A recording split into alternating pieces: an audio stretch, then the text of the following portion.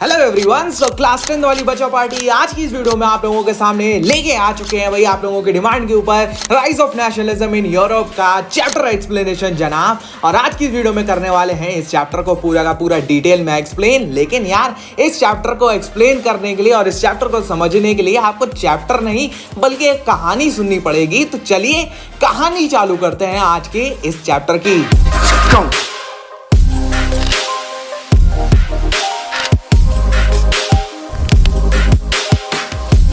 जनाब कहानी चालू होती है हमारे चैप्टर की। कुर्सी की पेटी बांध लीजिए और एकदम रिलैक्स होकर बैठ जाइए क्योंकि भैया ये चैप्टर हम लोग पढ़ने वाले हैं पूरा का पूरा कहानी के फॉर्मेट में। तो जनाब कहानी चालू होती है अपने चैप्टर की। टॉपिक है हमारा नेशन स्टेट। समझते हैं इसको जरा डिटेल के ऊपर। तो मेरे बच्चा पार्टी हमारे लाल बाल गोपाल कहानी चालू होती है नेशन स्टेट से। क्या है nation state? What is nation state? सबसे पहले हमको ये चीज समझनी पड़ेगी कि भैया नेशन स्टेट क्या है। तो नेशन स्टेट क्या कुछ समझते हो नेशन स्टेट से? अरे भैया चलो नेशन स्टेट छोड़ो, भारतवर्ष से क्या समझते हो, इंडिया से क्या समझते हो? अगर इंडिया से मैं तुमसे पूछ रहा हूँ भाई इंडिया से आप क्या समझते हो, तो आप कहोगे सर इंडिया तो एक कंट्री है, एक पूरा का पूरा देश है जिसमें बहुत सारे राज्य मिले हुए हैं, जिसमें बहुत सारी स्टेट्स मिली हुई हैं, वो सब मिलके एक कंट्री बना रही हैं जिसको हम लोग कहते हैं इंडिया। तो ऐसे ही नेशन स्टेट क्या है sir? What is nation state? Definition क्या है नेशन स्टेट की जो डेफिनेशन है उस पे जाने से पहले समझ लेते हैं कि नेशन स्टेट टर्म कहाँ से आया। देखो कोई सा भी टर्म होता है तो उसे कहीं ना कहीं से लाया जाता है। तो अर्नेस्ट रेनान थे भैया, इन्होंने नेशन स्टेट की डेफिनेशन दी थी। इन्होंने क्या कहा था? इन्होंने जो डेफिनेशन दी थी वो ये थी कि भैया अगर हम सब भारतवर्ष के नागरिक हैं, हाँ भैया हम सब भारतवर्ष के नागरिक हैं, we all are citizens of India. तो जब हम सारे लोग सिटीजन्स हैं इंडिया के तो हमारी आइडेंटिटी सेम है या नहीं है? हाँ सर हमारी आइडेंटिटी तो सेम है। अगर हम कहीं यूएस यूके में चले जाएं तो हम लोग शान से कहेंगे अरे सर वी आर इंडियंस। अगर वो लोग पूछते हैं आप कहाँ से हैं, सर वी आर इंडियंस। हम ये नहीं कहते हम वहाँ से, हम यूपी से, हम एमपी से ना, हम कहते हैं direct sir we are Indians. So sir या मैम वी आर इंडियंस। तो भाई हमारी एक कॉमन आइडेंटिटी है और भाई हमारा जो होता है एक कॉमन कल्चर है जो कि कहा जाता है इंडियन कल्चर। तो अर्नेस्ट रेनान ने भी यही सेम डेफिनेशन दी। उसने क्या कहा भैया अर्नेस्ट रेनान ने कहा कि जो सिटीजन्स हैं एक नेशन स्टेट के वो एक कॉमन कलेक्टिव बिलोंगिंग और एक कॉमन आइडेंटिटी को महसूस करते हैं। कलेक्टिव बिलोंगिंग मतलब we are the citizens of India. Common identity हमारी, हम इंडियन हैं, हम कहीं भी चले जाएं हम अपनी आइडेंटिटी से पहचाने जाएंगे दैट वी आर इंडियंस। तो भाई ये हमारी आइडेंटिटी है। तो नेशन स्टेट कुछ नहीं है। नेशन स्टेट है कि जो होता है एक ऐसा एरिया, एक ऐसा देश, एक ऐसा जो होता है कंट्री, एक ऐसी स्टेट जिसके जो लोग हैं उनकी कॉमन आइडेंटिटी हो, कलेक्टिवली बिलोंग करते हो, उनकी कॉमन हिस्ट्री हो और उनकी जो हिस्ट्री में स्ट्रगल्स हुए हैं वो भी कॉमन होंगे। अरे भैया जैसे कि समझो सिंपल बात है कि अगर हमारी हिस्ट्री कॉमन है, अरे क्या एक बात बताओ ज़रा, हमारे इंडिया को किसने मतलब फ्रीडम फाइटर्स हमारे कौन थे, फ्रीडम फाइटर्स हमारे कौन कौन थे? आप कहोगे सर महात्मा गांधी, जवाहरलाल नेहरू, भगत सिंह, सुभाष चंद्र बोस, ठीक है, सरदार वल्लभ भाई पटेल, बहुत सारे थे। क्या मैं कोई और किन्हीं और का नाम लूँगा? नहीं ना। अरे सर मैं आपके और मेरे फ्रीडम फाइटर्स तो एक ही हैं, we are all after all we are all Indians. तो भैया हम सब जब इंडियंस हैं तो हमारे फ्रीडम फाइटर्स भी एक हैं, हमारी हिस्ट्री एक है, हमारी जो आइडेंटिटी है सब एक है। तो हम क्या है, हम एक नेशन स्टेट के हैं। हम जो होता है जो नेशन स्टेट को बिलोंग करते हैं उसका नाम है इंडिया। तो ऐसे ही अर्नेस्ट रेनान ने भी यही डेफिनेशन दी नेशन स्टेट की कि नेशन स्टेट कुछ नहीं है। नेशन स्टेट एक ऐसा स्टेट है जिसके जो सिटीजन्स हैं उनकी एक कॉमन आइडेंटिटी हो, वो कलेक्टिवली बिलोंगिंग करते हो, मतलब कि वो जैसे कि हम सब इंडियंस हैं तो ये हमारी एक कलेक्टिव बिलोंगिंग है। उनकी जो होता है common history of struggles and the common actions of leaders होना चाहिए। कॉमन हिस्ट्री होनी चाहिए मीन्स इसका कोई मतलब नहीं, इसका मतलब है कॉमन हिस्ट्री होनी चाहिए। तो नेशन स्टेट तो समझ में आ गया। अब भैया नेशन स्टेट से उभरा आइडिया नेशन का कि भैया नेशन क्या है, व्हाट इज नेशन। तो भैया नेशन का जब आइडिया आया तो हमें बात करनी है अब French revolution and the idea of nation की। इसकी भी कहानी समझ लेते हैं। तो फ्रेंच रेवोल्यूशन फ्रांस के अंदर जो होता है रेवोल्यूशन हुआ था। क्या रेवोल्यूशन हुआ था? देखो भैया, सिंपल ये बात है कि 19th सेंचुरी के बाद में, आफ्टर दी 19th सेंचुरी, जो नेशनलिस्ट फीलिंग्स है, नेशनलिस्ट फीलिंग्स क्या होती हैं भैया, कि भैया हमारा भी एक देश होना चाहिए, हमारा भी एक जो होता है नेशन होना चाहिए जिसके हम लोग नागरिक हों, हमारे भी जो होता है वो फ्रीडम चाहिए, हमें भी डेमोक्रेसी चाहिए, हमें भी जो होता है बहुत सारी राइट्स चाहिए। तो ये सारी जो 19th सेंचुरी थी उसके बाद में ये सारी फीलिंग्स आने लगी। उसके बाद में क्या हुआ? उसके बाद में जो होता है अर्नेस्ट रेनान की ये जो नेशन स्टेट की डेफिनेशन थी, ये बहुत ज़्यादा अर्नेस्ट रेनान की फ़िलॉसफी वहाँ पे मतलब कि कह सकते हो कि फ्रांस के अंदर जो होता है वायरल सी होने लगी। अगर आज के जो होता है टर्म में कहूँ तो वायरल सी होगी, मतलब फैल गई बहुत ज़्यादा। तो लोग इसके बारे में बात करने लगे, लोगों के अंदर भावना जागने लगी, भैया देखो हमें भी जो होता है ये राजा महाराजा वगैरह नहीं चाहिए, हमें भी जो होता है हमारे सारे लोग एक साथ चाहिए, हमें भी जो होता है पूरी हमारी एक नेशन स्टेट चाहिए। जैसे कि हमारा भारत एक नेशन स्टेट है, ऐसे ही फ्रांस के अंदर भी जो होता है ये फीलिंग आने लगी कि भैया अब हमें भी अपनी नेशन स्टेट चाहिए, हमें भी जो होता है ये राजा महाराजा नहीं चाहिए। तो उसके बाद में क्या हुआ? उसके बाद में फ्रेंच रेवोल्यूशन हुआ। फ्रेंच रेवोल्यूशन ने रास्ता दिखाया है आपके आइडिया ऑफ नेशन को, और जो होता है ये पूरी आपका कहानी को इसने बनाया है। तो फ्रेंच रेवोल्यूशन यानी कि रेवोल्यूशन का क्या मतलब होता है? बदलाव। तो बदलाव आया फ्रेंच रेवोल्यूशन के बाद में। फ्रेंच रेवोल्यूशन से क्या हुआ? फ्रेंच रेवोल्यूशन से आपकी नेशन स्टेट का आइडिया आया, पॉलिटिकल और कॉन्स्टिट्यूशनल चेंजेस आए। उनकी वजह से क्या हुआ? उनकी वजह से डेमोक्रेसी वजूद में आई, डेमोक्रेसी आई भैया। जो होता है हमारी एक नेशन स्टेट होनी चाहिए, हमारे पास में राइट्स होनी चाहिए, हमारे पास में फंडामेंटल राइट्स होनी चाहिए, हर सिटीज़न की कुछ ना कुछ फंडामेंटल ड्यूटीज़ भी होनी चाहिए। तो ये सारी जो आपकी चीज़ें हैं ये फ्रेंच रेवोल्यूशन के बाद में निकल के आई। तो भैया फ्रेंच रेवोल्यूशन ने क्या करा? फ्रेंच रेवोल्यूशन ने जो मोनार्की थी और जो होता है राजा तंत्र था, मतलब कह सकते हो जो कि गवर्नेंस थी आपके रूलर्स द्वारा, जो एम्परर सिस्टम था उसको हटा दिया और एक बॉडी लेके आई जो कि जो होता है फ्रेंच सिटीजन्स द्वारा गवर्न की जाए, जो कि जो होता है फ्रेंच सिटीजन्स की सरकार हो, वही उसको गवर्न करे और एक यूनाइटेड कम्युनिटी का फॉर्मेशन हो। तो फ्रेंच रेवोल्यूशन ने कुछ नए आइडियाज़ को इंट्रोड्यूस किया था जो कि आपके नेशन स्टेट की मेकिंग में बहुत ज़्यादा इंपॉर्टेंट हो जाते हैं और काफ़ी बार इनका डिस्कशन भी किया जाता है। इन्हीं आइडियाज़ को चलो जरा समझ लेते हैं क्या ideas introduce by French revolution. तो भैया फ्रेंच रेवोल्यूशन ने बहुत सारे अच्छे आइडियाज़ को इंट्रोड्यूस करा था जिनकी वजह से जो आइडिया ऑफ नेशन है वो बहुत ज़्यादा पॉपुलराइज हुआ। चलिए उन आइडियाज़ की तरह बात करते हैं कौन कौन से थे। सबसे पहला आइडिया था कि भैया we all are citizens of India. Sir ये कौन सा आइडिया है? ये तो हमने एनसीईआरटी में भी नहीं पढ़ा। We all are citizens of India ये कहाँ लिख रखा है? अरे यही है लिख रखा है सर, नहीं लिख रखा है, अरे यही लिख रखा है। कैसे? देखो भैया, द आइडिया ऑफ ला पात्रे एंड ला सिटोएन एम्फसाइज। सर यही आपके एनसीईआरटी में लिख रखा है, तो इसका मतलब क्या होता है? इसका मतलब ये होता है we all are citizens of India. Sir क्यों मजाक कर रहे हो? We all are citizens of India और ये कहाँ से सेम होता है? हाँ भैया ये सेम ही होता है। ये कह रहा है कि भैया जो हम हैं लापात्रे यानी कि हमारा फादरलैंड।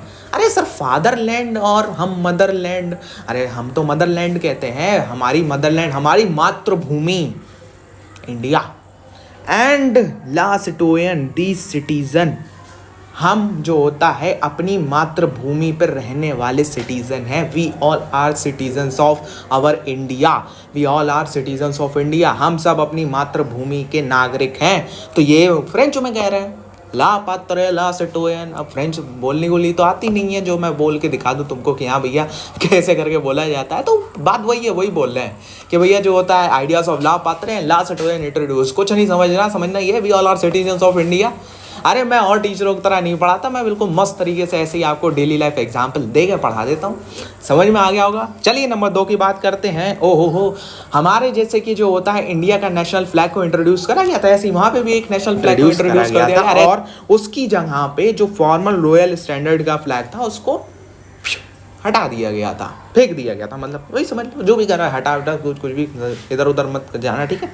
चलिए जनाब, अब नंबर 3 आपका ये नंबर 3 पॉइंट है, इसके बारे में ज़रा समझते हैं। The state general was elected by the body of active citizen and rename as the national assembly. ये स्टेट जनरल्स क्या होते हैं ज़रा इसको समझो ध्यान से। स्टेट जनरल्स यानी कि भैया देखो पहले क्या होता था, जैसे कि अगर मैं इंडिया ड्यूरिंग कॉलोनियल टाइम बात करूं भैया, जब हमारे ऊपर ब्रिटिशर्स का शासन था, तो क्या होता था कि भैया ये जो आप इस टाइम पूरे इंडिया को देख रहे हो, यूपी, एमपी, पंजाब, दिल्ली, हरियाणा, ठीक है, तो ये अलग अलग हुआ करते थे, इनके राजा अलग अलग हुआ करते थे। तो ब्रिटिशर्स ने क्या कर रखा था, ब्रिटिशर्स ने मानो ये आपका यूपी है, ये आपका एमपी है, तो क्या कर रखा था, यूपी का एक स्टेट जनरल बनाया था, एक एमपी का स्टेट जनरल बना दिया था। जनरल यानी कि जो होता है, ऐसा समझ लो चीफ मिनिस्टर स्टेट का। अब वो जो स्टेट जनरल है वो क्या करता था, वो सेंट्रल से बात में रहता था, वो सेंट्रल से सारी अपनी बातें करता था। अब जब वो सेंट्रल से अपनी सारी बातें करता था, जो टैक्सेस हुआ करते थे, जो टैक्सेस मान लो एमपी से कलेक्ट हुए वो उसने सेंट्रल को भेजे, यूपी वाले ने यूपी से कलेक्ट हुए सारे टैक्स सेंट्रल को भेज दिए। तो ये क्या करते थे, ये सेंट्रल के साथ में कोऑर्डिनेट करते थे। तो स्टेट जनरल्स क्या होता था, जैसे समझ लो एज आज के टाइम का चीफ मिनिस्टर होते थे। तो स्टेट जनरल्स को हटा दिया गया और उसके यहाँ पे आपकी एक बॉडी ऑफ एक्टिव सिटीजन्स को लाया गया और उसको रीनेम कर दिया गया नेशनल असेंबली। जैसे कि आज के टाइम पे हम चीफ मिनिस्टर को इलेक्ट करते हैं अपने स्टेट के लिए, वैसा ही समझ लो। न्यू हाइम्स, सिंपल सी बात है भैया, हमारा जैसे कि जो होता है राष्ट्रीय गीत है, राष्ट्रीय गान है, तो ऐसे ही जो होता है फ्रेंच का भी एक न्यू हाइम्स लाई गई और ओथ्स टेकन। अच्छा, जैसे कि हम जो होता है सैटरडे को क्या करते हैं, all Indians are my brothers and sister, I love my country, ठीक है, तो ऐसे करके ये ओथ लेते हैं हम शपथ लेते हैं। तो ऐसे ही ओथ्स को लिया जाने लगा। जो मार्टियर्स हैं उनको कमोमेमोरेट किया जाने लगा, मतलब कि जो होता है जो शहीद होते हैं देश के नाम के ऊपर, उनको सम्मान दिया जाने लगा, ठीक है। पहले ऐसा नहीं होता था, जब तक जो होता है राजाओं का रूल था, जब तक मतलब एज जो होता है गवर्नेंस थी राजाओं की, तब तक ऐसा नहीं होता था। लेकिन जब डेमोक्रेसी आई, जब नेशन स्टेट का कॉन्सेप्ट आया, उसके बाद में ये सब होने लगा, all in the name of the nation. एक सेंट्रलाइज्ड एडमिनिस्ट्रेटिव सिस्टम को लाया गया, जिसके अंदर यूनिफॉर्म लॉज को लाया गया सारे सिटीजन्स के लिए। समझिए जनाब? हाँ सर, बिल्कुल समझ गए हैं। Internal custom duties and dues were abolished and uniform system of weight and measures was adopted. समझो जरा ध्यान से, ये पॉइंट इंपॉर्टेंट है, समझने वाला, बच्चे कंफ्यूज हो जाते हैं। इंटरनल कस्टम ड्यूटीज़ क्या होती हैं? ऑल माय डियर लाल बाल गोपाल आप ही लोग हो भाई। तो लाल बाल गोपाल से एक बात बताओ यार, कि अगर आपको यूपी से एमपी जाना है, या एमपी से आपको दिल्ली आना है, दिल्ली से आपको मुंबई जाना है, मुंबई से आपको जो होता है मान लो जम्मू एंड कश्मीर जाना है, जम्मू एंड कश्मीर से आपको पंजाब जाना है, तो इंडिया के अंदर मूव करने पे आप कोई टैक्स देते हो क्या? हाँ जी, इंडिया के अंदर ही आप जो होता है घूमने पे, इंडिया के अंदर ही आप टहलने पे कोई टैक्स देते हो? सोच के देखो, समझो बात को। अगर आपको यूपी से एमपी आना है, आप कोई टैक्स दोगे? अगर आपको यूपी से एमपी कोई सामान लेके आना है, आप सामान पे टैक्स दोगे? नहीं सर, इंडिया के अंदर कहाँ टैक्स लेते हैं? वो तो टोल उल थोड़ा बहुत रोड पे चलने का ले लेते हैं, लेकिन अगर तुम बाई एयर जा रहे हो तो वो भी नहीं है। एयर टिकट लो, कहीं भी घूमो इंडिया में, कोई टैक्स है इसका? नहीं है। यही होता है इंटरनल कस्टम ड्यूटी। आपको जब आप अगर ब्रिटिशर्स के टाइम पे मूव करते, अगर टाइम मशीन बना लो तो चले जाना ब्रिटिशर्स के टाइम पे और जाके देख लेना, उत्तर प्रदेश से लेके मध्य प्रदेश तुमको 50 जगह टैक्स देना पड़ेगा। तो वही कहते हैं इंटरनल कस्टम ड्यूटी, यानी कि आपको आपके ही देश में मूव करने पे टैक्स देना पड़ेगा। आप एक प्रदेश से दूसरे प्रदेश जाओगे, आप एक जो होता है स्टेट से दूसरी स्टेट मूव करोगे सामान के साथ में या बिना सामान भी, तो उस पर आपको टैक्स देना पड़ेगा। इसे कहते हैं इंटरनल कस्टम ड्यूटीज़। इसको अबॉलिश करा गया फ्रेंच रेवोल्यूशन के बाद में। और भैया जो फ्रेंच है उसको नेशनल लैंग्वेज के तौर पे प्रमोट बहुत ज़्यादा किया गया। तो ये आपका एक नॉर्मल सी बात है कि भैया अगर कोई जो होता है इंडिया है मानो, तो इंडिया की नेशनल लैंग्वेज है हिंदी है, लेकिन हिंदी नेशनल लैंग्वेज नहीं है। ये बहुत बड़ा भ्रम है, हिंदी अभी नेशनल लैंग्वेज नहीं है आपकी। देखो इंडिया के अंदर बहुत ज़्यादा जो होता है लिंग्विस्टिकल डाइवर्सिटी है, तो बहुत सारा अपनी अपनी अलग अलग स्टेट्स की अलग अलग वहाँ पे लैंग्वेजेस को जो होता है ऑथराइज़ कर रखा है। तो इंडिया के अंदर बहुत सारी लैंग्वेजेस हैं, लेकिन हाँ कहा जाता है हिंदी इज़ द मतलब ओवरऑल इंडियन लैंग्वेज, ठीक है। तो इंडियन लैंग्वेज के तौर पे हिंदी बहुत ज़्यादा पॉपुलराइज है, तो इसलिए ऐसा कह दिया जाता है। चलिए बात करते हैं ज़रा जैकोबियन क्लब्स की कहानी से, सुनते हैं जैकोबियन क्लब्स क्या हैं। तो जब जो होता है फ्रांस में जो भी इवेंट्स हो रहे थे, फ्रांस में जो होता है फ्रेंच रेवोल्यूशन चल रहा था, जब इसकी न्यूज़ पहुंची भैया यूरोप में, तो यूरोप के अंदर कुछ स्टूडेंट्स ने क्या करना चालू करा। कुछ स्टूडेंट्स से जो होता है जो कि मिडिल क्लास के स्टूडेंट्स थे, उन्होंने क्या करना चालू करा, उन्होंने जो होता है जैकोबियन क्लब्स को बनाना चालू कर दिया। भैया ये जैकोबियन क्लब्स का काम क्या था, इन जैकोबियन क्लब्स का क्या काम था। जैसे कि मानो यार हमारा जो पड़ोसी देश है, नेपाल ही को ले लो, नेपाल है हमारा पड़ोसी देश, तो नेपाल में अगर जो होता है नेपाल के अंदर कुछ ऐसा हो जाए, नेपाल को जो होता है इंडिया की मदद चाहिए हो, तो नेपाल क्या करेगा, नेपाल के अंदर मान लो कि जो होता है किसी एक एक्स जो होता है देश ने हमला कर दिया और नेपाल की सारी सरकार को उठा के फेंक दिया बाहर। अब नेपाल की जो सरकार है वो चुपके चुपके, मतलब वो पावर में तो रही नहीं है, तो वो चुपके से इंडिया की मदद चाहती है। तो अब होगा क्या, अब वो करेंगे क्या, अब वो चुपके से इंडिया की मदद कैसे लें, उनको रास्ता बनाना पड़ेगा। जो एक्स देश था जिसने हमला करा नेपाल के ऊपर, उसने क्या करा है, उसने उसकी बाउंड्रीज को सील कर दिया है। अब वहाँ पे इंडियन आर्मी को घुसने के लिए जगह चाहिए, और वो भी ऐसे चाहिए कि इंडियन आर्मी को कोई भी कैजुअलिटी ना हो। तो इसलिए नेपाल की जो सरकार थी उसने क्या करा, उसने जो लोग पावर में नहीं रहे थे उन्होंने चौके से वहाँ के लोकल्स का सहारा लेके एक ऐसी कम्युनिटी बनाई है जिसने जो होता है जगह बना दी इंडियन आर्मी को नेपाल के अंदर घुसने के लिए। और फिर जो होता है इंडियन आर्मी गई, उसने लड़ा और जो होता है नेपाल को आज़ाद करा दिया दोबारा से।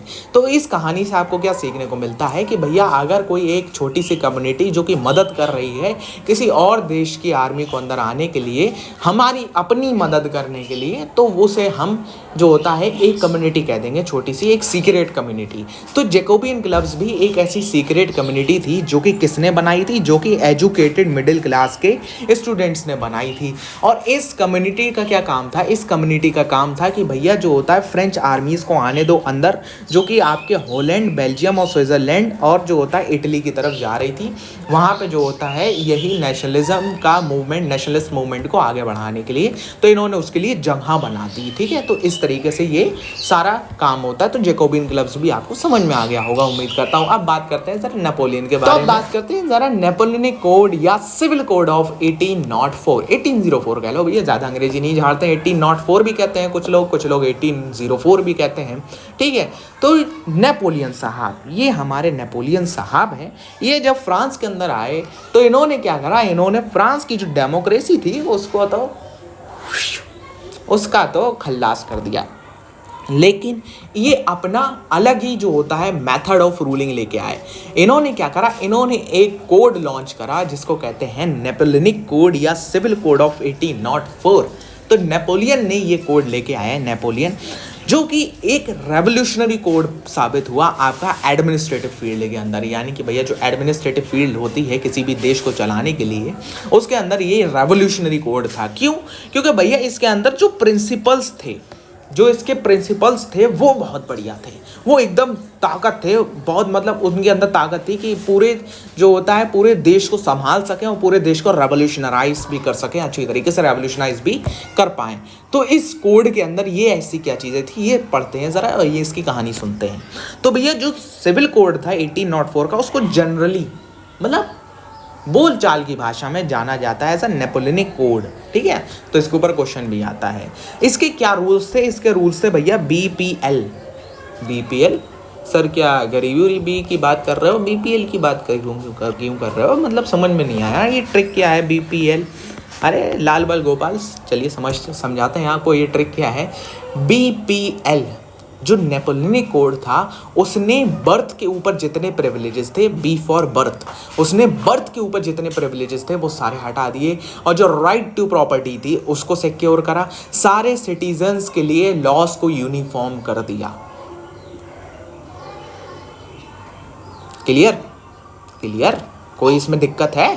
बीपीएल बेस्ड ऑन बर्थ सारे प्रिविलेजेस को हटा दिया गया, राइट टू प्रॉपर्टी को सिक्योर कर दिया गया, और जो आपके यूनिफॉर्म लॉस थे उसको ला दिया गया। तो देख लीजिए, did away with all privileges based on birth, establish equality before law, secured right to property, ये आपका है नेपोलियनिक कोड या सिविल कोड ऑफ 1804। इतनी आसान तरीके से आपको समझ में आ गया। तो नेपोलियन का ये कोड आखिरकार भैया इसमें ऐसा तो कुछ नहीं है कि ये रेवोल्यूशनाइज कर दे या बहुत अच्छा हो। हम तो कह रहे थे जो होता है ये रेवोल्यूशनरी कोड साबित हुआ, तो ऐसा क्यों हुआ? देखो भैया, नेपोलियन का जो ये कोड था बहुत ज़्यादा मतलब एक्सपोर्ट भी हुआ ये, जो कि फ्रेंच कंट्रोल के अंदर जितने भी एरियाज थे उसमें भी ये गया।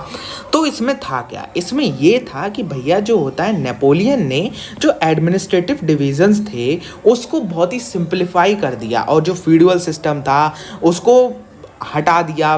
फ्री पीजेंट्स और जो होता है पीजेंट्स जो थे मतलब वहाँ के जो मजदूर थे उनको माइनोरियल ड्यूटीज से भी आज़ाद कर दिया, मतलब मुक्त कर दिया। इससे क्या हुआ? इससे हुआ ये कि भैया जब किसी के ऊपर टैक्स बहुत कम पड़ता है तो क्या होता है, वो अच्छी तरीके से काम कर पाता है, वो टेंशन फ्री होकर काम कर पाता है। जब एडमिनिस्ट्रेटिव डिविजन्स बहुत ही आसान हो जाएंगे, ज़्यादा कस्टम ड्यूटीज़ नहीं लगेंगी, वो आसानी से मूव कर पाएगा, उसके पास में राइट टू प्रॉपर्टी होगी, और जो होता है सारे लोगों के लिए यूनिफॉर्म लॉज हो जाएंगे। तो वो एक जो होता है दिमाग में मतलब ऐसा सोच लो कि ये एक डेमोक्रेसी ही थी, लेकिन जो कोड के रूल्स थे वो एक डेमोक्रेसी को ही मिमिक कर रहे थे, एक डेमोक्रेसी की तरह ही काम कर रहे थे। तो इस वजह से नेपोलियन का ये नेपोलियनिक कोड था, ये बहुत ही सक्सेसफुल हुआ था फ्रांस के अंदर। अब जो इस कोड के अंदर हुआ क्या, इस कोड के अंदर नेपोलियन ने ट्रांसपोर्ट और कम्युनिकेशन सिस्टम्स को इम्प्रूव कर दिया, जिससे जो होता है और ज़्यादा रेवोल्यूशन आया। पीजेंट आर्टिसियंस और जो वर्कर्स थे उनको जो होता है ये न्यू फाउंड फ्रीडम बहुत अच्छी लगने लगी, क्योंकि भैया इसमें सारी चीज़ें ही हमें मिल रही थी। हमें जो होता है हमें माइनोरियल ड्यूटीज़ नहीं भरना पड़ रही हैं, हमें कस्टम टैक्स नहीं देना पड़ रहा है, कस्टम ड्यूटीज़ नहीं देना पड़ रही हैं, हमारे पास में राइट टू प्रॉपर्टी है, हमारे पास में यूनिफॉर्म लॉज है, हमारे पास में फंडामेंटल राइट्स भी हैं। तो इससे क्या हुआ, ये लोग काफ़ी ज़्यादा खुश थे। और जो काफ़ी ज़्यादा एरियाज जो कॉन्कर्स थे उसमें मतलब जो कॉन्कर्ड किए गए थे नेपोलियन द्वारा, उसमें जो लोकल पॉपुलेशन थी उसका काफ़ी ज़्यादा मिक्स रिएक्शन आया, अलग अलग तरीके के रिएक्शंस आए। कुछ लोग खुश थे, कुछ लोग जो होता है नहीं खुश थे, कुछ लोग जो होता है हाँ ठीक है, मतलब इस तरीके का कुछ लोगों का रिएक्शन था। और जो जैसे कि कुछ प्लेसेस थी जैसे कि हॉलैंड और स्विट्ज़रलैंड, ये जैसे ब्रसेल्स हो गई, मेन हो गई, मिलान हो गई, वर्सा हो गई, जो फ्रेंच आर्मीज थी उनको as a harbinger of liberty welcome किया गया। हार्बिंगर्स क्या होते हैं? लिबर्टी के रक्षक, ठीक है, लिबर्टी के रक्षक के तौर पे उनको वेलकम किया गया। और जो इनिशियल एंथुजियाज्म था जो इस कोड के लिए वो बहुत जल्दी ख़त्म हो गया, क्योंकि भैया काफ़ी ज़्यादा जो नए एडमिनिस्ट्रेटिव अरेंजमेंट थे वो मतलब पॉलिटिकल फ्रीडम को जो ज़्यादा ही दे रहे थे, जो कि पॉलिटिकल जो लोग थे उनको ज़्यादा फ्रीडम दे रहे थे, और उसकी वजह से काफ़ी ज़्यादा ये चीज़ को मतलब कि अपोजिशन का भी सामना करना पड़ा, अपोज भी इसका खूब हुआ है। और उसके बाद में इसमें एक और कमी थी कि भैया इसमें जो टैक्सेशन था वो काफ़ी ज़्यादा बढ़ा दिया गया था। कुछ एरियाज़ में कम कर दिया गया था, लेकिन कुछ एरियाज़ में बहुत ज़्यादा बढ़ा दिया गया था। Force conscriptions into French army required to conquer the rest of Europe. मतलब क्या है इसका ये मतलब है कि जो लोग थे फ्रांस के उनको ज़बरदस्ती आर्मी के अंदर लाया जा रहा था कि भैया हमें और भी एरियाज़ को कॉन्कर करना है, तो हमें आर्मी की ज़रूरत होगी, जाहिर सी बात है। तो इसलिए हम क्या करेंगे, हम और लोगों को ज़बरदस्ती फोर्स रिक्रूटमेंट करेंगे। हम तुम्हारी मर्जी है या नहीं है, तुम्हें आर्मी के अंदर आना पड़ेगा। इसकी वजह से इसको और ज़्यादा बुराई मिलने लगी। अब बात करते हैं ज़रा making of nationalism in Europe की। तो चलिए ज़रा समझते हैं कि आपको making of nationalism in Europe के अंदर क्या पढ़ना है, इसकी भी कहानी को ज़रा सुनते हैं और समझते हैं। तो जनाब आज की जो अब की कहानी है इसके बाद की वो हम चालू करते हैं एक क्वेश्चन के साथ में। जर्मनी, इटली, स्विट्ज़रलैंड, ये जैसी कंट्रीज़ हैं आज, हाँ बढ़िया कंट्रीज़ हैं आपकी, क्या ये 50-60 साल पहले भी ऐसी थी? ये कंट्रीज़ 50-60 साल पहले भी ऐसी थी? हाँ सर, 50-60 साल पहले तो कुछ थी कुछ नहीं थी। अगर मैं बात करूँ 100-150 साल पहले की या 200 साल पहले की, तो ये कंट्रीज़ क्या वैसी थी? नहीं सर, ये कंट्रीज़ वैसी नहीं थी। ये कंट्रीज़ जो होता है किंगडम्स में टूटी हुई थी। इटली जो होता है 7 किंगडम के अंदर टूटा हुआ था, स्विट्ज़रलैंड भी टूटा हुआ था, फ्रांस भी, जर्मनी भी टूटा हुआ था।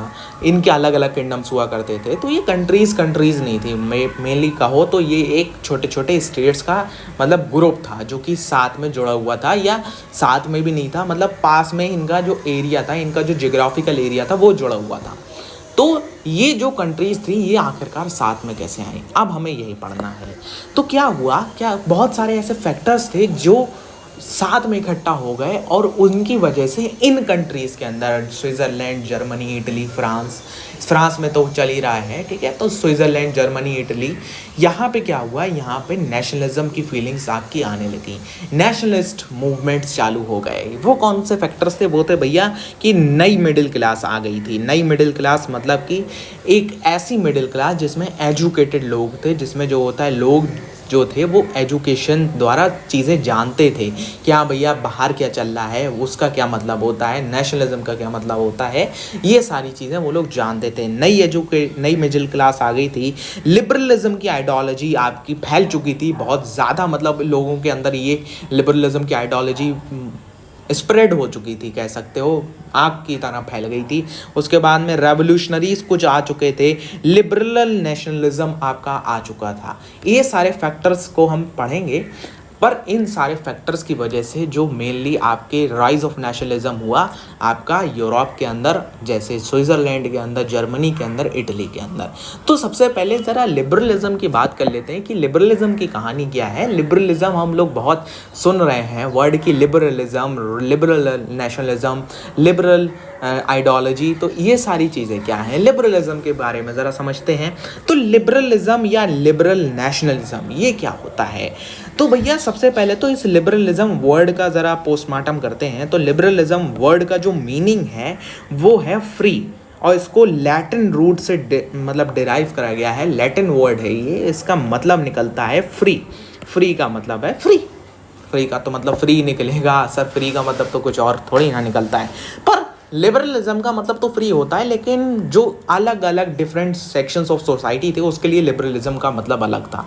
देखते हैं, समझते हैं। जो लिबरलिज्म का मतलब नई मिडिल क्लास के लिए था वो था भैया इंडिविजुअल फ्रीडम और इक्वलिटी बिफोर लॉ। ये मतलब था लिबरलिज्म का न्यू मिडिल क्लास के लिए, जो नई एजुकेटेड मिडिल क्लास थी जो कि आई थी आपकी यूरोप के अंदर, उसके लिए जो जिसकी बात यहाँ पे की गई है, जो फैक्टर्स में आई थी आपके ये नई मिडिल क्लास, तो इसके लिए जो लिबरलिज्म का मतलब था वो था भैया कि इंडिविजुअल फ्रीडम मिलना चाहिए। हम जो एक इंडिविजुअल है उसको पूरी फ्रीडम मिलनी चाहिए, और जो इक्वलिटी है लॉ के बिफोर वो इस्टेब्लिश होनी चाहिए, लॉ बिफोर इक्वलिटी होनी चाहिए, ठीक है। मतलब कि जो लॉ है वो सबके लिए सेम होना चाहिए। और जो पॉलिटिकली लिबरलिज्म था उसका मतलब था कि भैया गवर्नमेंट बाय पीपल, जैसे कि इंडिया में होता है for the people by the people, ठीक है। तो ऐसी गवर्नमेंट होनी चाहिए, ये पॉलिटिकली लिबरलिज्म का मतलब निकल रहा था। अब जो लिबरलिज्म है इसके बाद में एक छोटा सा टॉपिक है जिसका नाम है ज़ोलोवरेन। ज़ोलोवरेन की ज़रा कहानी सुन लीजिए जनाब। तो होता क्या था कि भैया पुराने ज़माने में जो आपके क्या कहते हैं, जो आपके डिफरेंट देश हुआ करते थे, तो वो तारिफ बैरियर्स को लगाते थे। टैरिफ बैरियर्स कहते हैं कुछ लोग इसको तारिफ बैरियर्स कहते हैं। तो तारिफ बैरियर्स को वो लोग लगाते थे। तो तारिफ बैरियर्स क्या हैं ये समझते हैं ज़रा। तारिफ बैरियर्स क्या कहते हैं कि भैया अगर कोई एक स्टेट है, कोई एक प्रदेश भी है किसी स्टेट का, तो उस स्टेट के प्रदेश की करेंसी अलग होगी, उस स्टेट के दूसरे प्रदेश की करेंसी अलग होगी, या अलग अलग स्टेट्स की अलग अलग करेंसी होगी, और वो आपस में इंटरचेंज करने में बहुत ज़्यादा दिक्कत होती थी। तो होता क्या है भैया कि जो आपकी ज़ोलोवरेन है वो एक कस्टम यूनियन बनाई गई थी। कस्टम यूनियन मतलब कि जो होता है एक ऑर्गेनाइजेशन बनाई गई थी जो कि पर्शिया के इनिशिएटिव पे बन के आई थी। और इसने क्या करा था, इसने जो होता है तारिफ बैरियर्स को एबॉलिश कर दिया था। तारिफ बैरियर्स की वजह से जो करेंसीज का नंबर था वो बहुत हाई था। मतलब मान लो जो होता है सिर्फ जर्मनी के अंदर या इटली के अंदर 30, 32, 35, 40 तक करेंसीज हुआ करती थी। तो सोच सकते हो इंडिया अगर अकेले इंडिया के अंदर जो होता है 40 करेंसीज को लगा दिया जाए तो सोचो क्या होगा। तुम कैसे जो होता है, तुम मान लो जो होता है अगर दिल्ली आ गए तो तुम्हारा रुपया नहीं चल रहा है, वहाँ पे कोई और करेंसी है। फिर तुम जम्मू कश्मीर चले गए, वहाँ पे तुम्हारा रुपया नहीं चल रहा है, कोई और करेंसी है, तो तुम बड़ा परेशान हो जाओगे। तो ये चक्कर था तारिफ बैरियर्स का। और ज़ोलोवरेन जो कस्टम यूनियन बनी थी उसने तारिफ बैरियर को सबसे पहले एबॉलिश करा, और जो नंबर ऑफ करेंसीज थी उसको 30 से लेके 2 कर दिया, 30 से रिड्यूस करके 2 कर दिया। तो ये छोटा सा टॉपिक था ज़ोलोवरेन का। तो ये आपका लिबरल नेशनलिज्म था, ये स्प्रेड होने लगा यूरोप के अंदर। और उसके बाद में हम बात करेंगे ज़रा कंजर्वेटिज्म के बारे में, जो कि आया आपकी नेपोलियन के बाद में। तो चलिए बात करते हैं अ न्यू कंजर्वेटिज्म आफ्टर 1815। अच्छा सर, ये आफ्टर 1815 ही क्यों? 1815 में ऐसा क्या हो गया था? 1815 में ऐसा क्या हो गया था कि 1815 के बाद में ये कंजर्वेटिज्म आ गया। तो 1815 इन 1815 नेपोलियन को डिफीट कर दिया गया था, नेपोलियन को हरा दिया गया था। Battle of, in the comment section कहाँ पे बैटल कौन सा था, वो मैं देशों का नाम बताऊंगा कि किस किसने मिलके हराया था, लेकिन बैटल कौन सा था उसको आपको बताना है। तो after defeat of Napoleon in 1815 European government जो थी वो कि अब जो लोग बचे थे यूरोपियन गवर्नमेंट के अंदर वो ज़्यादातर कंजर्वेटिव्स थे। कंजर्वेटिव्स क्या होते हैं ये समझते हैं, इसकी कहानी क्या है। तो जनाब कंजर्वेटिव्स वो लोग होते हैं जो ये प्रेफर करते हैं कि भैया बदलाव आना चाहिए सोसाइटी के अंदर। हाँ बदलाव, कोई टेंशन नहीं आए, लेकिन जो बदलाव आता है सोसाइटी के अंदर वो बहुत ही धीरे धीरे धीरे धीरे आना चाहिए। जैसे कि मान लो हमारी जो सोसाइटी है, हमारा इंडियन कल्चर कोई ले लो, तो हमारा इंडियन कल्चर सिर्फ 10 साल में बदल गया पूरी तरीके से। पिछले 10 साल अगर तुम 2000 की बात करो तो इंडियन कल्चर बिल्कुल अलग था। 10-20 साल के अंदर, 2022 है आज, तो 10-20 साल या 22 साल के अंदर कल्चर बिल्कुल बदल दिया है। इंडिया का ओवरऑल कल्चर ही बिल्कुल बदल गया है। तो जो कंजर्वेटिव्स हैं वो इसके खिलाफ होते हैं, बिल्कुल इसको अपोज करते हैं। वो उन लोगों का मानना ये होता है कि भैया कल्चरल चेंज आने चाहिए, अच्छी बात है कल्चरल चेंज आए, लेकिन इनको टाइम लेना चाहिए, बहुत हल्के हल्के हल्के हल्के 50, 60, 100, 70 साल में आने चाहिए, एकदम से ये कल्चरल चेंज नहीं आने चाहिए। तो कंजर्वेटिव्स जो होता है वो मतलब क्विक चेंज के खिलाफ होते हैं। इनकी जो फिलॉसफी होती है वो होती है ग्रेजुअल डेवलपमेंट होना चाहिए, ग्रेजुअल चेंज आना चाहिए, हर चीज़ में ग्रेजुअली डेवलपमेंट होना चाहिए। तो कंजर्वेटिव्स जो थे वो ट्रेडिशनल इंस्टीट्यूशन पे उस टाइम मतलब कि विश्वास करते थे। नेपोलियन ने तो जो होता है एकदम अलग ही रेवोल्यूशनरी कोड लेके आया था, जो कि उसका था सिविल कोड ऑफ 1804। तो जो कंजर्वेटिव्स थे वो इसके खिलाफ थे, क्योंकि भैया वो लोग चाहते थे कि ग्रेजुअल डेवलपमेंट हो। तो वो लोग अभी भी वही पुराने इंस्टीट्यूशंस पे, वही पुराने चर्चेस पे, राजा महाराजाओं पे विश्वास करते थे। तो उन्होंने क्या करा था, उन्होंने कंजर्वेटिज्म की शुरुआत कर दी थी आफ्टर 1815। और जो नेपोलियन था उसको यूरोपियन पावर जैसे कि ब्रिटेन, रशिया, पर्शिया और ऑस्ट्रिया ने मिलकर हराया था। कहाँ पे हराया था भैया ये भी आपको बताना है इन दी कमेंट सेक्शन, ये मैं नहीं बताऊंगा। और उसके बाद में क्या हुआ, जब नेपोलियन हार गया तो उसके बाद में ट्रीटी ऑफ वियना हुई। ये सारे जो लोग हैं ब्रिटेन, रशिया, पर्शिया और ऑस्ट्रिया, ये आपके मिले थे वियना में और इन्होंने एक सेटलमेंट को ड्रॉप करा था यूरोप के लिए। और जो सेटलमेंट था वो ट्रीटी ऑफ वियना में आया था। Treaty of Vienna after the defeat of Napoleon बनाई गई थी। तो इस ट्रीटी को क्यों बनाया गया था भैया, नेपोलियन की डिफीट के बाद में इसलिए बनाया गया था क्योंकि भैया नेपोलियन के अंडर जो कंट्रोल जो एरियाज थे उसमें अब क्या होगा, उसमें अब कौन से रूल्स चलेंगे, उसमें अब किस तरीके से जो होता है गवर्नेंस होगी, उसमें अब किस तरीके से गवर्नमेंट अपना काम करेगी। तो वो सारी जो रूल्स थे वो ट्रीटी ऑफ वियना के अंदर डिज़ाइन करे गए थे। तो ट्रीटी ऑफ वियना ने सबसे पहले तो बर्बन डायनेस्टी को, जिसको नेपोलियन ने हरा दिया था, जिसको नेपोलियन ने डिस्पोज कर दिया था, उसको रीस्टोर कर दिया गया पावर के अंदर। बर्बन डायनेस्टी क्या है, वही राजा महाराजाओं वाली, ठीक है, वही चर्चेज वाली डायनेस्टी। उसके बाद में जो फ्रांस के पास जो टेरिटरीज थी जो कि इसने नेपोलियन के अंदर गेन करी थी, उनको सबको हटा दिया गया। फ्रांस को सिर्फ फ्रांस तक ही रखा गया। सीरीज ऑफ स्टेट को सेटअप किया गया, बाउंड्रीज फ्रांस की प्रिवेंट कर दी गई एक्सपेंशन से फ्यूचर के अंदर। मतलब कि अब फ्रांस अपनी बाउंड्रीज को बढ़ा नहीं सकता है और अपने आसपास के देशों के साथ में लड़ाई भी नहीं कर सकता है कि लड़ाई करके उनको अपने अंदर ले लेना, ऐसा फ्रांस नहीं कर सकता था। German confederation of 39 state has been setup by Napoleon was left untouched. जो कि नेपोलियन ने एक जर्मन कॉन्फेडरेशन को सेटअप करा गया था जिसके अंदर 39 स्टेट्स थे, तो उसको छोड़ दिया गया, उसको बिल्कुल नहीं छुआ गया। तो ये आपकी ओवरऑल ट्रीटी ऑफ वियना है। तो भैया अभी तक जो नेशनलिस्ट फीलिंग्स थी वो आपकी मिडिल क्लास के अंदर थी। मिडिल क्लास वाले लोग चाहते थे कि भैया जो होता है एक हमारा नेशन होना चाहिए, हमारा एक नेशन ऐसा होना चाहिए उसके अंदर हम लोग रहते हो, हमारी फंडामेंटल ड्यूटीज़ हो, हमारी फंडामेंटल राइट्स हो, हमारे पास में भी एक यूनिफॉर्म लॉज होने चाहिए, हमारे पास भी एक जो होता है एडमिनिस्ट्रेटिव सिस्टम होना चाहिए अच्छा सा। तो ये जो नेशनलिस्ट फीलिंग थी ये अभी तक सिर्फ और सिर्फ मिडिल क्लास के अंदर थी। लेकिन जो ग्रीक वॉर ऑफ इंडिपेंडेंस था इसने यूरोप की जो एलाइट क्लास थी, एलाइट क्लास मतलब जो रिचर क्लास थी, जो अपर क्लास थी, उसमें जो नेशनलिस्ट फीलिंग फैलाने का काम करा वो ग्रीक वॉर ऑफ इंडिपेंडेंस ने करा। जो ग्रीक था वो ओटोमन एम्परर का पार्ट था आपके 15th सेंचुरी तक। तो 15th सेंचुरी के बाद में ग्रीक के अंदर भी जो होता है रेवोल्यूशनरी नेशनलिज्म जैसे कि यूरोप के अंदर फैला, तो वैसे भी ग्रीक के अंदर फैलता चला गया। और उसके बाद में जो ग्रीक वॉर ऑफ इंडिपेंडेंस है या Greek struggle for independence start हो गया आपका 1821 में। 1821 में ग्रीक लोगों ने अपने इंडिपेंडेंस की लड़ाई को लड़ना चालू करा और 10 साल बाद 1832 जो ट्रीटी ऑफ कॉन्स्टेंटिनोपल थी उसने ग्रीक को as a independent nation recognise करा और यहाँ पे ग्रीक वॉर ऑफ इंडिपेंडेंस का एंड हुआ है। तो the struggle for independence started in 1821 and the treaty of Constantinople of 1832 recognise Greece as an independent nation. तो इतना सा ही टॉपिक है आपका Greek war of independence. Greek के बारे में कुछ ज़्यादा दिया नहीं गया है, इसलिए हम लोग इसको ज़्यादा डिस्कस भी नहीं करते हैं। एनसीईआरटी आपका इतना ही बताती है तो मैं भी इसको उतना ही रखूँगा और हमारे नोट्स के अंदर भी उतना ही है। ये नोट्स आपको अगर चाहिए है तो आई बटन में इन दी डिस्क्रिप्शन बॉक्स एसएसटी की प्लेलिस्ट की लिंक है या एंड स्क्रीन में आपकी यहाँ पे एसएसटी की प्लेलिस्ट की लिंक आ जाएगी, तो उस पर आप क्लिक करके जाके देख सकते हैं या चैनल पे भी आप जाके चेकआउट कर सकते हैं। सारे नोट्स आपके एसएसटी के ऑलरेडी अवेलेबल हो चुके हैं। अब हम इन्हीं नोट्स को डिटेल में एक्सप्लेन कर रहे हैं। तो जनाब अब बात करते हैं ज़रा रेवोल्यूशनरीज़ की। तो रेवोल्यूशनरीज़ की मैं बात करूँगा पूरी अच्छी तरीके से। तो सबसे पहले हम चालू करते हैं मिज़ानी के पास में।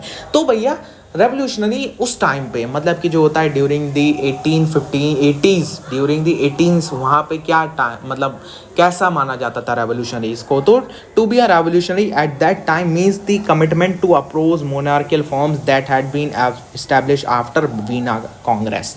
मतलब कि जो ट्रीटी ऑफ वियना हुई थी उसके बाद में क्या हुआ था, उसके बाद में जो मेनली राजा महाराजाओं वाला सिस्टम था उसको रीस्टोर कर लिया गया था, उसको वापस ले आए थे। तो उस टाइम पे जब जो रेवोल्यूशनरीज बने थे उनका मतलब ही यही होता था, उनका काम ही यही होता था कि भैया उस राजा तंत्र को या उस जो होता है मोनार्कियल फॉर्म ऑफ गवर्नमेंट को अपोज करो, ठीक है। तो उस टाइम रेवोल्यूशनरी होने का यही मतलब होता था।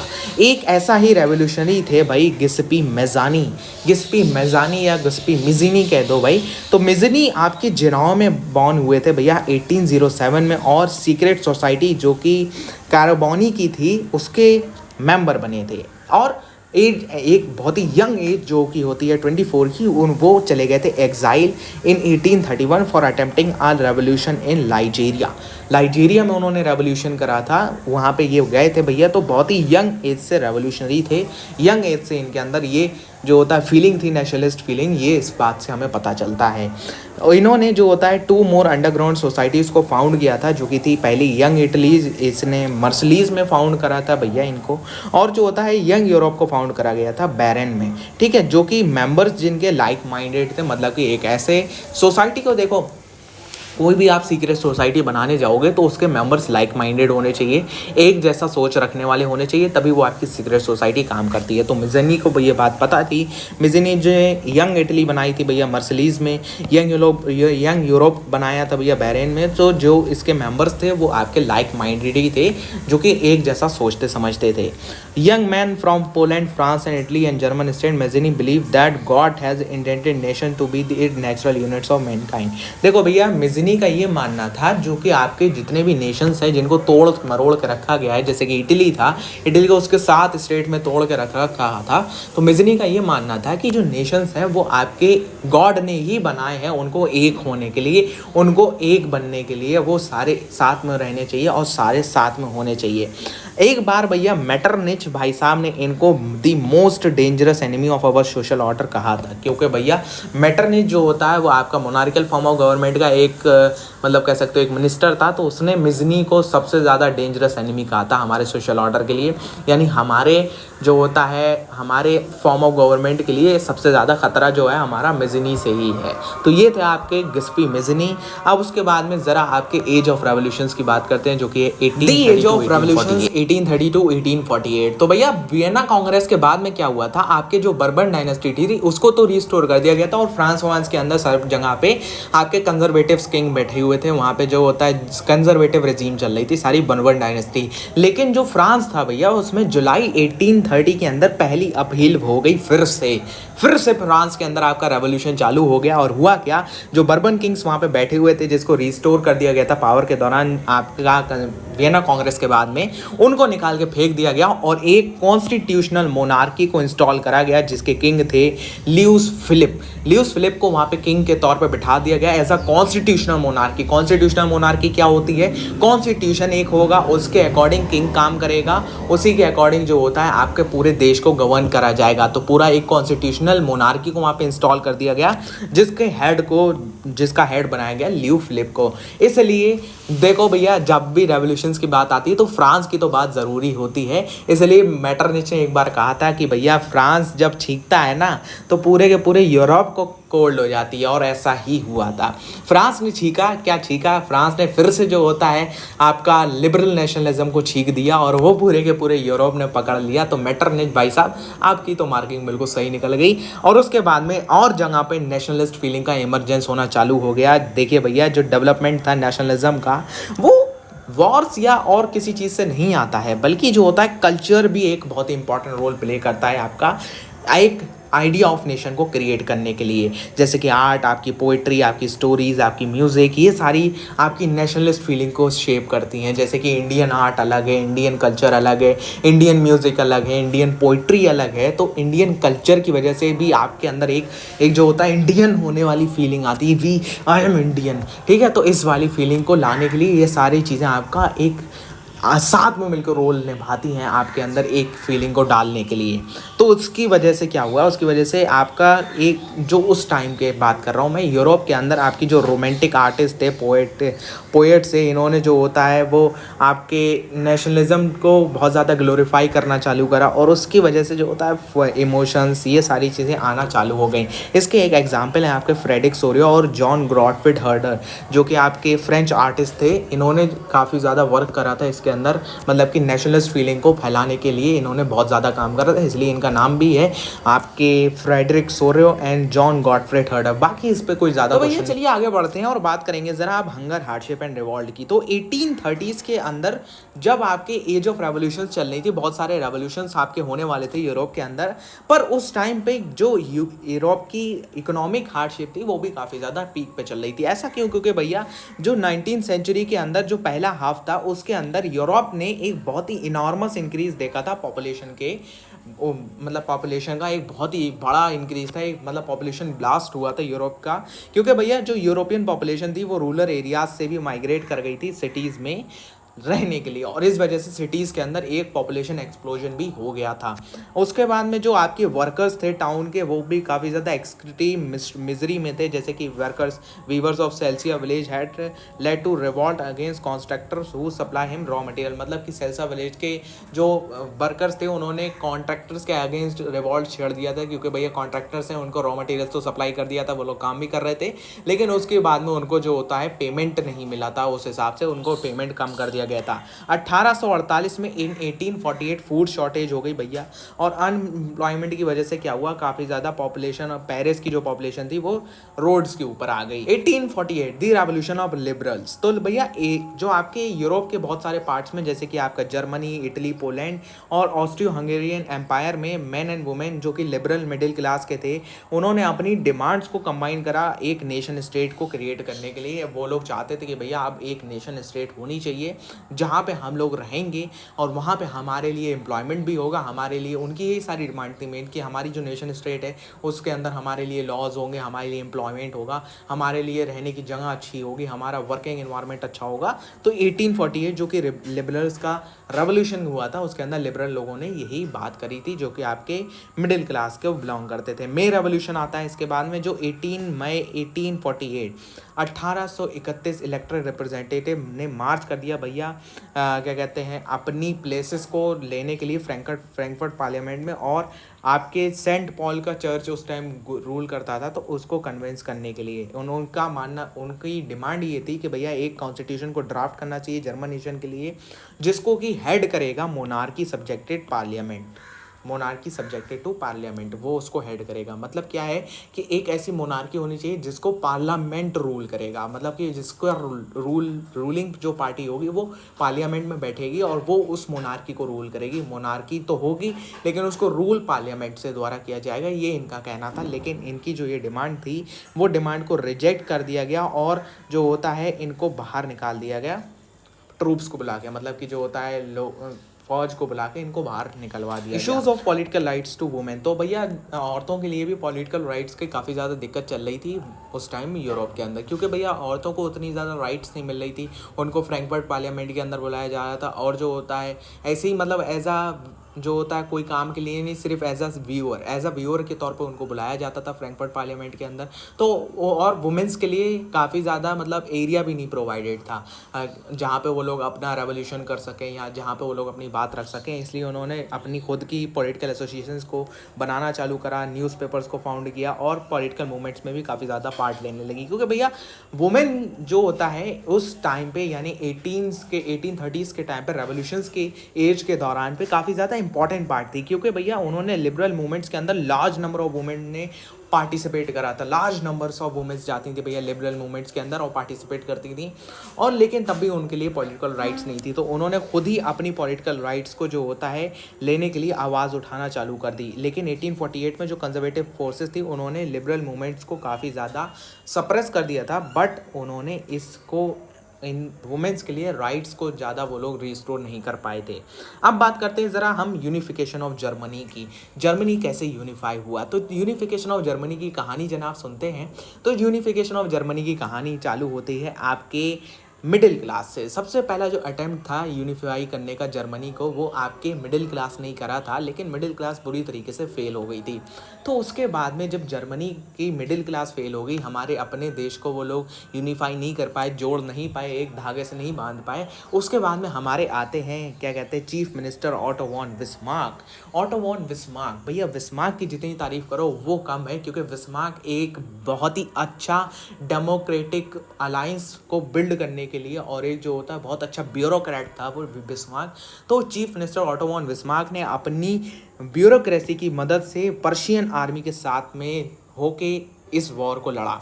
और भैया उससे हुआ क्या, जो आपके मेजर इवेंट्स हैं यूनिफिकेशन ऑफ जर्मनी में उसकी तरह बात करते हैं। तो chief minister Otto von Bismarck ने क्या करा था, उसने पर्शियन आर्मी की सहायता ली अपनी डिप्लोमेटिक अलायंस का इस्तेमाल करके। डिप्लोमेटिक अलायंस क्या होती है भैया, जो होता है किसी और देश के साथ में अच्छे संबंध रखना, वो ऑटो वॉन बिस्मार्क की सबसे बड़ी खूबी थी। He was a brilliant bureaucrat और इस ब्यूरोक्रेसी का उसने सहारा लिया, उसने इसी डिप्लोमेटिक अलायंस का सहारा लिया। और जो होता है ऑस्ट्रिया, डेनमार्क और फ्रांस के साथ में 7 साल के अंदर लड़ाई लड़ी भैया पर्शियन आर्मी के जवानों ने इस ब्यूरोक्रेसी की दम के ऊपर, इस डिप्लोमेटिक अलायंस के दम के ऊपर, और एंड हुआ भैया पर्शियन विक्ट्री का। भैया एक बात बताओ, जब पर्शिया जो होता है ऑटो वॉन बिस्मार्क के साथ में, ऑटो वॉन बिस्मार्क जर्मनी के साथ में है, तो जब पर्शिया की विक्ट्री हुई तो जाहिर बात है ऑटो वॉन बिस्मार्क की विक्ट्री हुई और एंड हुआ भैया प्रोसेस ऑफ यूनिफिकेशन का। 18 जनवरी 1871 एक असेंबली जिसके अंदर सारी जर्मन स्टेट के प्रिंसलेस आए हुए थे, रिप्रेजेंटेटिव जो होता है आर्मी के आए हुए थे, और वहाँ पे ऑटो वॉन बिस्मार्क को as a new German emperor proclaimed कर दिया गया, head by Kaiser William first of Prussia. इन्होंने जो होता है ऑटो वॉन बिस्मार्क को क्या कहते हैं ताज पहनाया, ठीक है।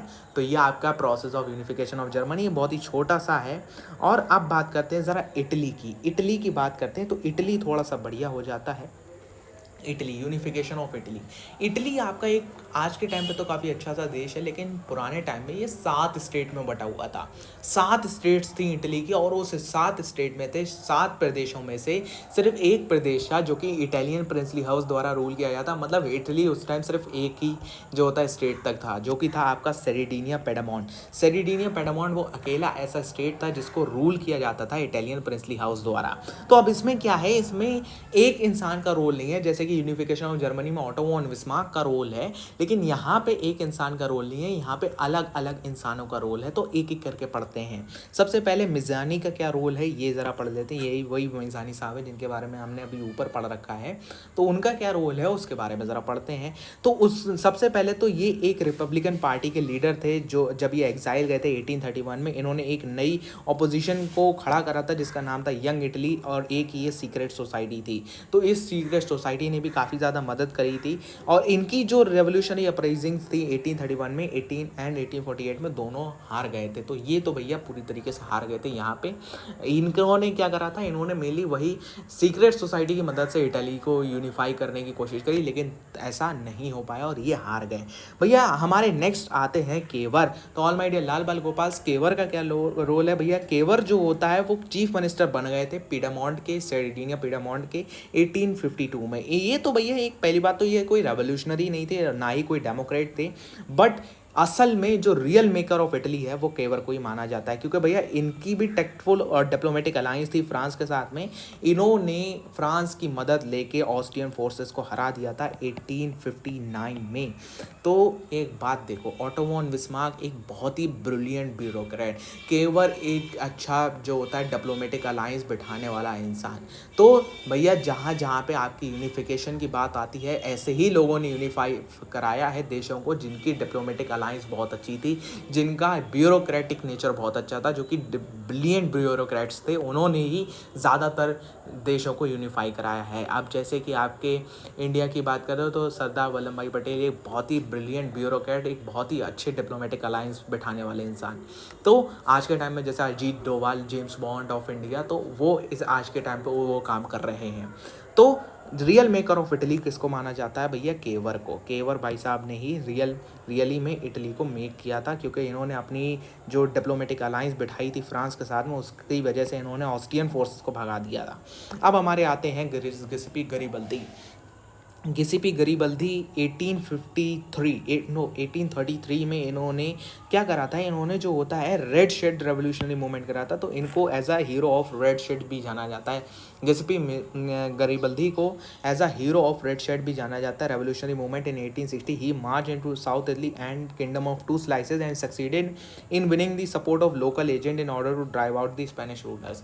भैया ये रेड शेड मूवमेंट क्या होता है, ये चीज़ ज़रा हमको समझाओ। ये तो आपने पढ़ दिया बहुत तेजी के अंदर, लेकिन ये तो समझाओ ज़रा ये रेवोल्यूशनरी मूवमेंट था क्या? तो ये रेड शेड रेवोल्यूशनरी मूवमेंट ये था कि भैया वहाँ के लोकल रूलर्स को लो, लोकल मतलब छोटे छोटे नेताओं को लो, उनको साथ में लेके आओ और उससे बड़ी लड़ाई लड़ो। मतलब क्या है, जैसे कि अब आज के टाइम में आज इंडिया में प्रधान होते हैं, चेयरमैन होते हैं, तो ऐसे ही जो गिसिपी गरिबल्दी थे, इन्होंने क्या करा था, इन्होंने छोटे छोटे लोगों का सहारा लिया था और छोटे लोगों को साथ में लेके आए थे और फिर बड़ा मूवमेंट करा था। तो उससे इन्होंने अपना रोल निभाया और 1861 में जो फर्स्ट पार्लियामेंट था, इन्होंने फाइनली इसको यूनिफाई कर दिया, स्पेनिश रूलर्स को भगा दिया। 1861 में first parliament representing the whole Italy जो कि असेंबल हुआ और वहाँ पे विक्टर इमैनुअल सेकंड को टाइटल दे दिया गया किंग ऑफ इटली का।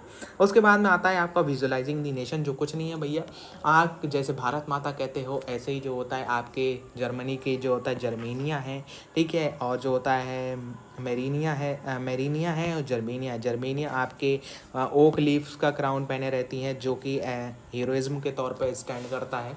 तो विजुअलाइजिंग द नेशन आपका एक बहुत ही आसान सा टॉपिक है जिसको आप खुद भी पढ़ सकते हो। Balkans the source of national tension, ऐसा क्यों था? देखो इसको रखते हैं यहाँ पे, अब समझाते हैं बाल्कन्स क्यों बना सोर्स ऑफ नेशनल टेंशन। इसलिए बना भैया क्योंकि देखो बाल्कन्स आज के टाइम में 11 कंट्रीज़ को कंप्रोमाइज़ मतलब लेके बैठा है। 11 आज के टाइम की 11 कंट्रीज़ बाल्कन्स के अंदर हैं, जैसे कि आपकी जो होता है ऑस्ट्रिया बल्गेरिया, अल्जीरिया, अज़रबैजान और जो होता है बहुत सारी कंट्रीज़ हैं। मैं किन किन के नाम लूँ, 11 कंट्रीज़ हैं आज के टाइम की बाल्कन्स रीजन में। उस टाइम के बाल्कन रीजन्स के अंदर आज की 11 कंट्रीज़ हैं। तो सोच सकते हो कितना बड़ा रीजन है, और कितना बड़ा रीजन है तो उसके अंदर रिसोर्सेज भी बहुत ज़्यादा होंगे, उसके अंदर स्लेव्स भी बहुत ज़्यादा होंगे। उस टाइम तो स्लेव्स की रिक्वायरमेंट हुआ करती थी, तो उसके अंदर बहुत ज़्यादा स्लेव्स होंगे, रिसोर्सेज होंगे, तो इसलिए ये नेशनलिस्ट टेंशन का एक मतलब सोर्स बना था। और इसी रीजन की वजह से जो कि बाल्कन्स का एक लार्ज पार्ट ऑटोमन एम्परर के कंट्रोल में था, तो बाल्कन्स एक इंटेंस कॉन्फ्लिक्ट का रीजन बन गया था, क्योंकि भैया जो पावरफुल कंट्री थी वो चाहती थी कि बाल्कन मेरा हो जाए, मैं इस पर रूल करूं। और अल्टीमेटली ये जो सीरीज़ थी इसने जो होता है फर्स्ट वर्ल्ड वॉर को अल्टीमेटली मतलब चालू करवा दिया था। तो अल्टीमेटली फर्स्ट वर्ल्ड वॉर चालू हुआ था बाल्कन्स रीजन की वजह से, जो कि आपका बहुत बड़ा रीजन था और बहुत ज़्यादा अमाउंट ऑफ रिसोर्सेज को अपने अंदर कंटेन करता था। तो that's all for the chapter यार, यही आपका चैप्टर था। तो ओवरऑल देखते हैं, आपको वीडियो ज़रूर पसंद आई होगी भाई। और ये पहला वीडियो थी तो हो सकता है कहीं पे कुछ आपकी क्वालिटी के अंदर कम्प्रोमाइज़ हुआ हो, लेकिन जैसे जैसे आपकी वीडियोस आती जाएंगी क्वालिटी आपकी बढ़ती चली जाएगी भाई। और बताना हिंदी कमेंट सेक्शन कैसी लगी आपको वीडियो, और वीडियोज़ आप नेक्स्ट आप कौन कौन से चैप्टर्स के एक्सप्लेनेशन चाहते हैं ये भी बता दीजिएगा। बाकी और आपके चैनल के ऊपर चीज़ें आ रही हैं, तो अगर आप पहली बार आ रहे हैं तो भैया चैनल को अभी के अभी सब्सक्राइब जरूर कर लीजिए। यहाँ पे आप चैनल को क्लिक करके सब्सक्राइब कर लीजिए। ये आपके एसएसटी की नोट्स की प्लेलिस्ट है, आपके साइंस के नोट्स की प्लेलिस्ट है जो कि आ रहे हैं बहुत जल्दी। जो एसएसटी की नोट्स की प्लेलिस्ट है ये वही नोट्स हैं जो आपको इस वीडियो में समझाए गए हैं, तो यहाँ पे आप जाके क्लिक करके देख सकते हैं। और आपके इंग्लिश के भी नोट्स आ रहे हैं। तो भाई मैं मिलता हूँ आपसे इसकी नेक्स्ट वीडियो के ऊपर, और उम्मीद करूँगा आपको लेक्चर बहुत अच्छा लगा होगा। हिंदी कमेंट सेक्शन अपना फीडबैक ज़रूर देना, बहुत मेहनत लगती है लेक्चर बनाने में, तो हिंदी कमेंट सेक्शन ज़रूर लिखना भाई कैसा लगा लेक्चर। और मिलते हैं आपसे नेक्स्ट वीडियो के ऊपर, तब तक के लिए good bye, have a nice day, और ऐसे ही पढ़ते रहिए, ऐसे ही फोड़